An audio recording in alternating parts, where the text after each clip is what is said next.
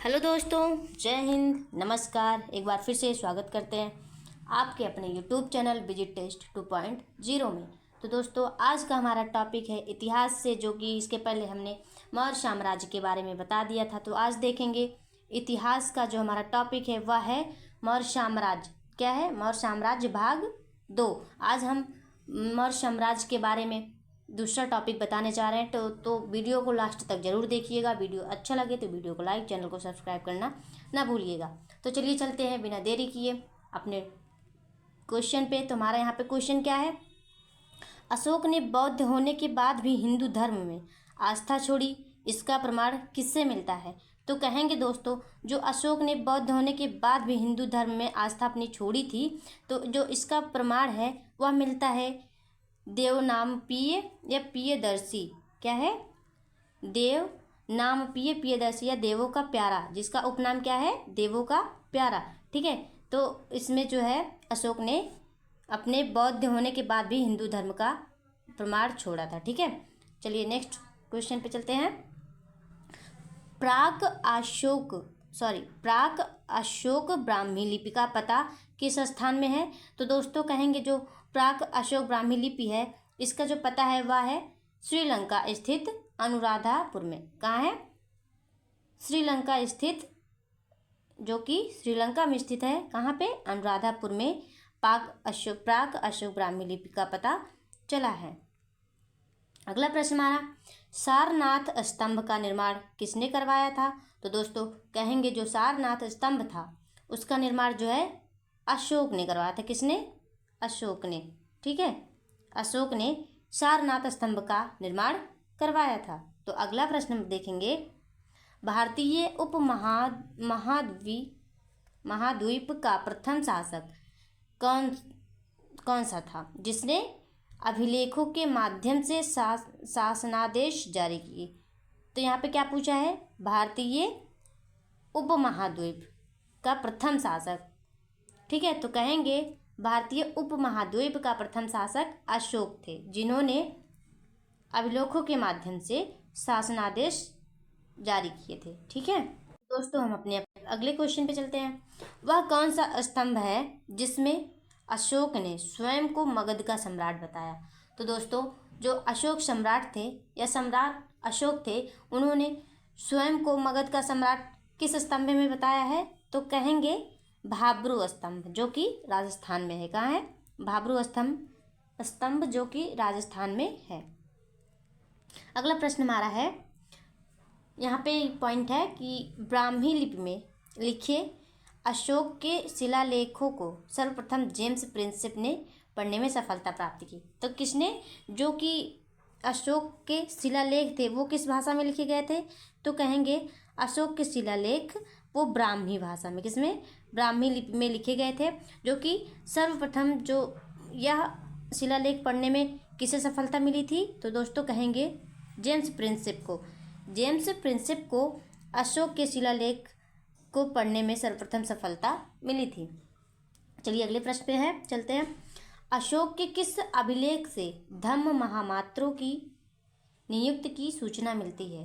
तो दोस्तों कहेंगे, जो अशोक के अभिलेख थे उसमें जो है पांचवें बृहद शिलालेख से, किससे? पांचवें बृहद शिलालेख से धम्म महामात्रों की नियुक्ति मिलती है। गुर्जरा लघु शिलालेख कहाँ स्थित है? तो दोस्तों कहेंगे, जो गुर्जरा लघु शिलालेख है वह मध्य प्रदेश के दतिया जिले में, कहाँ के? मध्य प्रदेश के दतिया जिले में यह शिलालेख स्थित है। मौर्य काल में भूमि कर, जो कि राज्य की आय का मुख्य स्रोत था, किस अधिकारी द्वारा एकत्रित किया जाता था? तो कहेंगे, जो मौर्य काल में भूमि कर था वह शीताध्यक्ष द्वारा एकत्रित किया जाता था। मध्य प्रदेश स्थित सांची के स्तूप का निर्माण किस मौर्य शासक ने करवाया था? तो यहाँ पे एक क्वेश्चन और हो सकता है कि सांची का स्तूप कहाँ पे है? तो कहेंगे दोस्तों, जो सांची का स्तूप है वह मध्य प्रदेश में है। ठीक है। तो इसका निर्माण जो है वो अशोक ने करवाया था। किसने? सांची का स्तूप का निर्माण अशोक ने करवाया था। नेक्स्ट क्वेश्चन, मौर्य राजवंश के शासकों के सुदूर देशों जैसे सीरिया एवं मिस्र के साथ राजकीय संबंध थे। ठीक है। उत्तराखंड में सम्राट अशोक के शिलालेखों की एक प्रति किस स्थान से प्राप्त हुई है? तो जो एक प्रति या एक प्रतिमा थी उनकी, वह जो है कालसी से प्राप्त हुई। कहाँ से? सम्राट अशोक के शिलालेखों की एक प्रति कालसी से प्राप्त हुई है। प्रसिद्ध यूनानी राजदूत मेगास्थनीज भारत में किसके दरबार में आया था?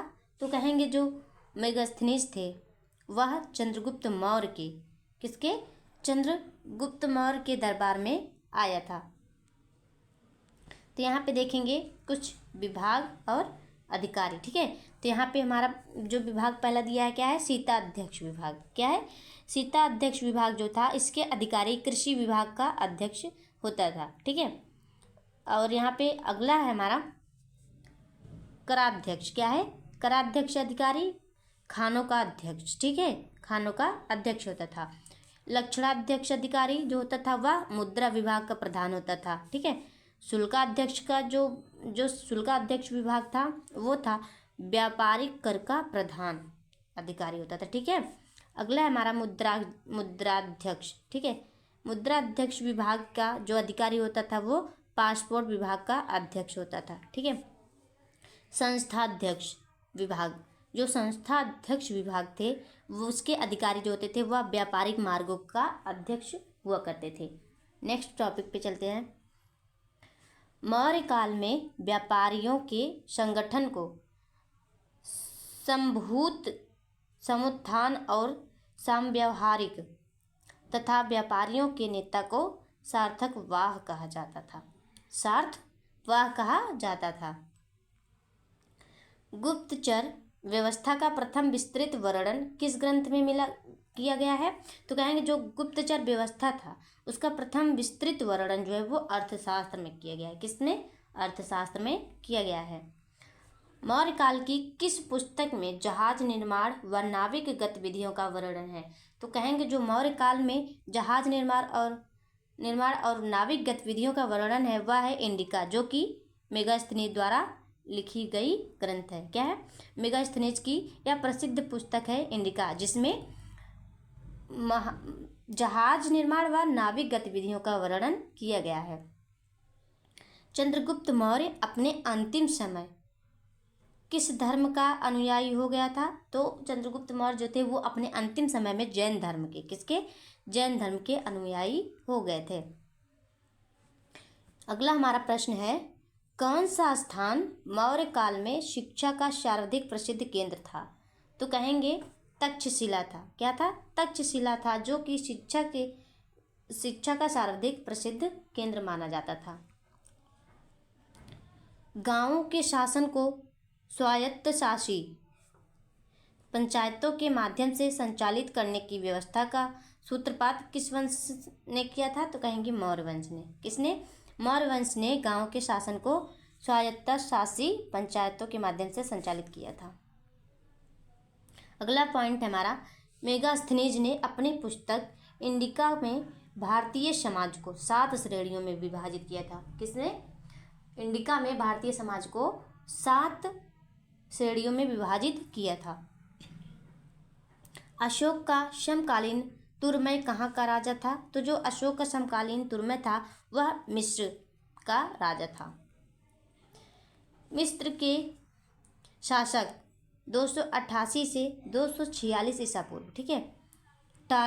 टॉलेमी फिलाडेल्फस के साथ अशोक के राजनयिक संबंध थे। ठीक है। राजनैतिक संबंध थे। संभवतः इसी को तुरमया कहा जाता था। क्या कहा जाता था? तुरमया कहा जाता था। चंद्रगुप्त मौर्य और अशोक दोनों का एक साथ उल्लेख किसके अभिलेख में किया गया है? तो दोस्तों कहेंगे चंद्रगुप्त मौर्य और अशोक, इन दोनों का जो उल्लेख है वह महाक्षत्रप रुद्रदामन का जूनागढ़ अभिलेख में इन दोनों का एक साथ अभिलेख किया गया है या उल्लेख किया गया है।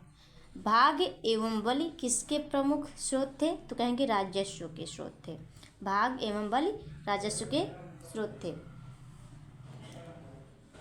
गिरनार क्षेत्र में एक झील का निर्माण किस शासक ने करवाया था? तो जो गिरनार क्षेत्र था उसमें वहाँ पे एक झील का निर्माण हुआ था, जो कि उसके शासक कौन थे? चंद्रगुप्त मौर्य थे। कौशाम्बी तथा प्रयाग के स्तंभों में अशोक की रानी कौरुआकी द्वारा दान किए जाने का उल्लेख मिलता है। इसे रानी अभिलेख भी कहा जाता है। तो किसे? कौशाम्बी तथा प्रयाग के स्तंभों में जो अशोक की रानी कौरवाकी थी उनके द्वारा दान किए जाने का उल्लेख मिलता है, और इन्हें जो है इस अभिलेख को रानी का अभिलेख भी कहा जाता है। प्राचीन भारत के किस ग्रंथ में पति द्वारा परित्यक्त पत्नी के लिए विवाह विच्छेद की अनुमति दी गई है? तो कहेंगे अर्थशास्त्र में। किसमें? अर्थशास्त्र में।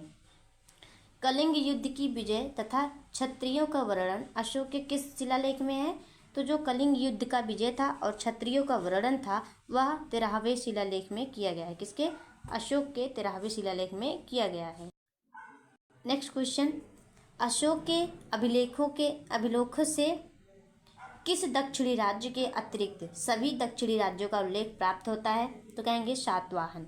सातवाहन में अशोक के जो अभिलेख थे वह दक्षिणी राज्य के अतिरिक्त सभी राज्यों का उल्लेख मिलता है। उसमें जो है दक्षिणी राज्य का उल्लेख नहीं है। अगला प्रश्न हमारा, अंतिम मौर्य सम्राट कौन था? तो कहेंगे वह था अंतिम मौर्य सम्राट बृहद्रथ, जो कि मौर्य साम्राज्य का अंतिम मौर्य सम्राट था। मौर्य की जल संसाधन व्यवस्था की जानकारी किस अभिलेख से प्राप्त होती है? तो रुद्रदामन का गिरनार अभिलेख में। रुद्रदामन के गिरनार अभिलेख में मौर्य की जल संसाधन व्यवस्था की जानकारी मिलती है। अशोक का समकालीन मिस्र का राजा कौन था? तो कहेंगे अलेक्जेंडर। अशोक का समकालीन मिस्र का राजा अलेक्जेंडर था। सेल्यूकस निकेटर, जिससे चंद्रगुप्त ने अफगानिस्तान प्राप्त किया था, वह कहाँ का शासक था? तो कहेंगे सीरिया और बेबीलोन का। कहाँ का? सेल्यूकस निकेटर वो था सीरिया और बेबीलोन का शासक था। अशोक के पश्चात देवनामप्रिय की उपाधि किसने धारण की थी? तो अशोक के बाद जो यह उपाधि थी इसे दशरथ ने धारण की थी। अशोक ने अपने पिता बिंदुसार के शासन काल में किस क्षेत्र में विद्रोह का दमन किया? तो कहेंगे तक्षशिला क्षेत्र में। इन्होंने अपने पिता के शासन काल में इन्होंने विद्रोह का दमन किया था। अगला प्रश्न हमारा देखेंगे, अपने ऊपर आश्रित बच्चों एवं पत्नी की समुचित व्यवस्था किए बिना भिक्षु बनने वाले के लिए किसने दंड का प्रावधान किया था? तो कहेंगे कौटिल्य। किसने? कौटिल्य ने। खरोष्ठी लिपि की उत्पत्ति किससे हुई है? तो कहेंगे जो खरोष्ठी लिपि थी उसकी उत्पत्ति आरमाइक भाषा से हुई है। किससे हुई है? आरमाइक भाषा से। कौटिल्य किसके प्रधानमंत्री थे? तो वह चंद्रगुप्त मौर्य के। किसके? कौटिल्य जो थे वो चंद्रगुप्त मौर्य के प्रधानमंत्री थे। मौर्यों के पश्चात भारत की उत्तर पश्चिम सीमा पर किसका अधिकार हुआ? तो कहेंगे मौर्य साम्राज्य की समाप्ति के बाद उस पे बैक्टीरियन शासकों का अधिकार हुआ था। किस पे? उत्तर पश्चिम सीमा पर। अगला प्रश्न हमारा देखेंगे वह है, मौर्य शासन व्यवस्था में रूपदर्शक नामक अधिकारी का कार्य क्या था? तो कहेंगे जो मौर्य शासन व्यवस्था थी उसमें जो रूपदर्शक नामक अधिकारी था उसका कार्य था सिक्कों का परीक्षण करना। यहाँ पे हमारा अगला प्रश्न है, वह मौर्य राजा जो अमित्रघात के नाम से जाना जाता था कौन था? तो कहेंगे बिंदुसार। कौन है? बिंदुसार। तो यहाँ पे हमारा मौर्य काल की मुद्रा क्या थी वो देखेंगे। क्या है मौर्य काल की मुद्रा? तो इसमें जो है इस काल में चांदी व तांबे के सिक्के का उल्लेख मिलता है। किसमें? मौर्य काल में। तो यहाँ पे देखेंगे चांदी के सिक्कों के 4 प्रकार थे। ठीक है, ये 4 प्रकार के थे। पहला था पड़ सिक्का,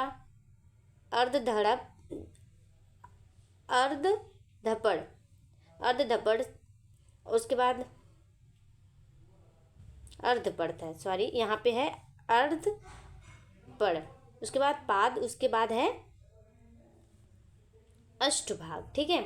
और ये क्या है, ये चांदी के सिक्के थे। कौन से, ये चांदी के सिक्कों के 4 प्रकार थे। अब यहाँ पे देखेंगे तांबे के सिक्के के 4 प्रकार, तो ये कौन कौन से हैं देखेंगे। माशक, अर्धमाशक, कार्की और अर्धकार्की, ये क्या है, ये चारों तांबे के सिक्के के प्रकार हैं। यहाँ पे हमारा एक पॉइंट है देखेंगे। तो अशोक ने अपने राज्याभिषेक के 8वें वर्ष 261 ईसा पूर्व में कलिंग पर आक्रमण कर उस पर विजय प्राप्त किया था। तो उन्होंने कब विजय प्राप्त किया था, 261 ईसा पूर्व में, किस पे, तो कहेंगे कलिंग पर, ठीक है। तो आज के लिए इतना ही, मिलते हैं नेक्स्ट वीडियो में नेक्स्ट टॉपिक के बाद, तक लिए धन्यवाद।